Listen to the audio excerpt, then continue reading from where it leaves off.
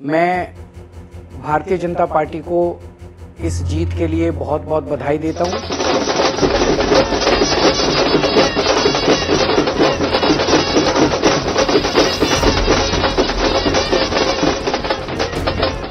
दिल्ली विधानसभा चुनाव में मिली प्रचंड जीत के बाद भारतीय जनता पार्टी सरकार बनाने की तैयारी में है। मुख्यमंत्री कौन बनेगा, इसके लिए नेताओं और विधायकों के बीच मंथन चल रहा है। दिल्ली में 27 साल बाद बीजेपी की सत्ता में वापसी होने जा रही है। दूसरी ओर आम आदमी पार्टी को इस चुनाव में करारी हार का सामना करना पड़ा है। यहां तक कि पार्टी के प्रमुख नेता अरविंद केजरीवाल भी अपनी सीट नहीं बचा पाए हैं, तो दिल्ली के डिप्टी सीएम रहे मनीष सिसोदिया भी चुनाव हार गए हैं। ऐसे में अब केजरीवाल के वे पुराने सहयोगी जो अन्ना आंदोलन से लेकर आम आदमी पार्टी की स्थापना तक में उनके साथी रहे, वे अब उन पर हमलावर हैं। स्वराज इंडिया के नेता योगेंद्र यादव ने कहा है कि दिल्ली चुनाव के नतीजे बहुत बड़ा झटका है। यह न केवल आम आदमी पार्टी के लिए बल्कि उन लोगों के लिए भी जिन्होंने आज से 10-12 साल पहले देश में वैकल्पिक राजनीति का सपना पाला था। योगेंद्र यादव का मानना है कि आपकी हार से वैकल्पिक राजनीति के लिए जगह सिकुड़ जाएगी। आपको बता दें कि योगेंद्र यादव आम आदमी पार्टी के संस्थापक सदस्यों में से एक रहे हैं। योगेंद्र यादव का यह बयान सुनिए। कुल मिला के जो परिणाम आया है, ये एक बहुत बड़ा झटका है, न सिर्फ आम आदमी पार्टी के लिए बल्कि उन तमाम लोगों के लिए जिन्होंने इस देश में आज से 10-12 साल पहले वैकल्पिक राजनीति का सपना पाला था। झटका उन तमाम पार्टियों के लिए भी है जो कि आम आदमी पार्टी के साथ नहीं है, लेकिन जो विपक्ष है इस देश में, पूरे विपक्ष के लिए झटका है। आम आदमी पार्टी कह सकती है कि उसको केवल 4-5% ही पीछे रही है, लेकिन अरविंद केजरीवाल का हारना, मनीष सिसोदिया का हारना और उन तमाम कोशिशों के बावजूद, हर तरह का प्रयास करने के बाद चुनाव हारना एक बहुत बड़ा झटका है, जो कि आम आदमी पार्टी के भविष्य पर चुनाव एक प्रश्न चिन्ह खड़ा करता है। क्योंकि गुजरात में तो सफलता मिलेगी नहीं और ले देकर सारा दारोमदार अब सिर्फ और सिर्फ पंजाब पर आ जाएगा।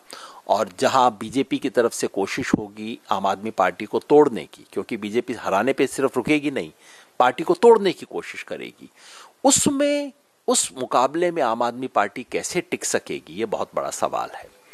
ये चुनौती उन लोगों के लिए भी है जो आम आदमी पार्टी के साथ आज नहीं है, लेकिन जिन्होंने वैकल्पिक राजनीति का सपना पाला था। चूंकि आम आदमी पार्टी का प्रयोग जल्द ही वैकल्पिक राजनीति को छोड़ चुका था, बस फिर उसके बाद लोगों के कल्याण के लिए कुछ योजनाएं चलाना उस पे सीमित हो गया था और उसकी भी सीमा आ गई थी।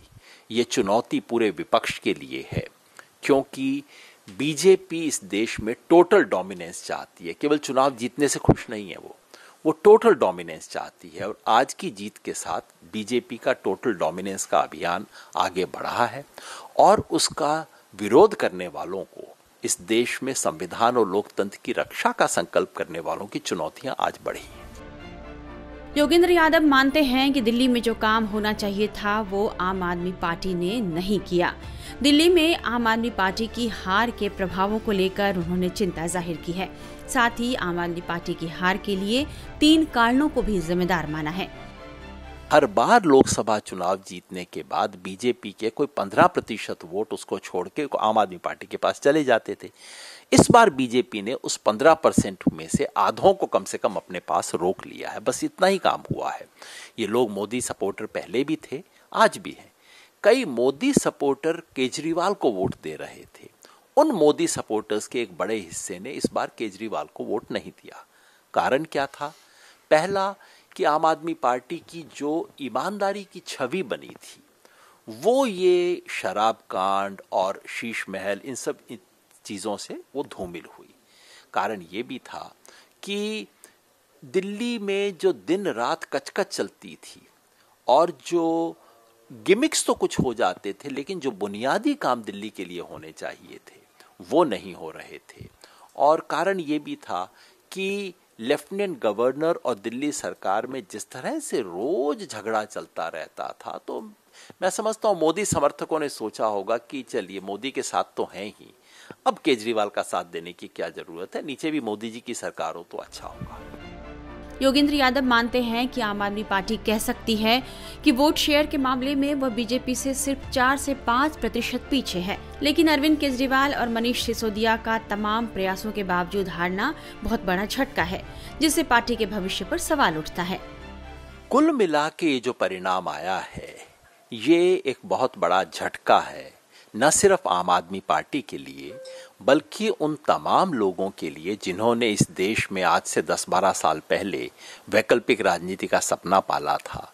झटका उन तमाम पार्टियों के लिए भी है जो कि आम आदमी पार्टी के साथ नहीं है, लेकिन जो विपक्ष है इस देश में, पूरे विपक्ष के लिए झटका है।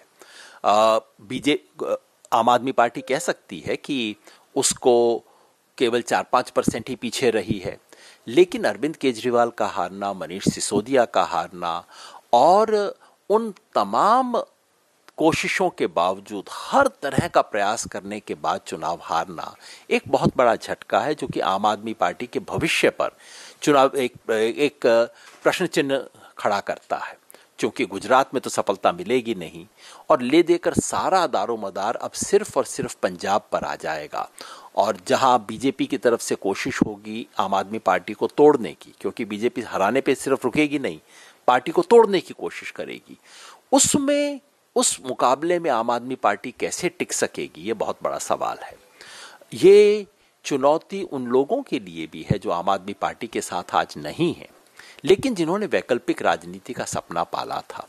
चूंकि आम आदमी पार्टी का प्रयोग जल्द ही वैकल्पिक राजनीति को छोड़ चुका था, बस फिर उसके बाद लोगों के कल्याण के लिए कुछ योजनाएं चलाना उस पे सीमित हो गया था और उसकी भी सीमा आ गई थी। ये चुनौती पूरे विपक्ष के लिए है, क्योंकि बीजेपी इस देश में टोटल डोमिनेंस चाहती है, केवल चुनाव जीतने से खुश नहीं है, वो टोटल डोमिनेंस चाहती है। और आज की जीत के साथ बीजेपी का टोटल डोमिनेंस का अभियान आगे बढ़ा है और उसका विरोध करने वालों को, इस देश में संविधान और लोकतंत्र की रक्षा का संकल्प करने वालों की चुनौतियां आज बढ़ी हैं। योगेंद्र यादव देश के सबसे प्रतिष्ठित सेफोलॉजिस्ट में से एक हैं। वे बेहद विनम्र और शानदार प्रवक्ता माने जाते हैं। वे आम आदमी पार्टी का पक्ष मजबूती से मीडिया के सामने रख रहे थे। योगेंद्र यादव आम आदमी पार्टी के संस्थापक सदस्य तो रहे ही, लेकिन पार्टी की बुनियाद रखने में उनका अहम योगदान भी माना जाता है। शुरुआत में वे आम आदमी पार्टी के लिए बेहद उपयोगी माने गए। उनके सहज, सौम्य, शांत और धीर व्यक्तित्व का फायदा पार्टी को मिल भी रहा था और योगेंद्र यादव के समर्थक भी आम आदमी पार्टी से जुड़ रहे थे। एक बार केजरीवाल को रिहा करवाने के लिए प्रदर्शन करते हुए वे थाने में ही सो गए थे, लेकिन 2015 में उन्हें पार्टी से निष्कासित कर दिया गया। उन्हें घोर अनुशासनहीनता के आरोप में पार्टी से बाहर निकाला गया। योगेंद्र यादव के साथ ही प्रशांत भूषण, आनंद कुमार और अजीत झा को भी आधी रात पार्टी विरोधी गतिविधियों के कारण बाहर निकाल दिया गया। उसके बाद से योगेंद्र यादव केजरीवाल के कट्टर विरोधियों में गिने जाते हैं।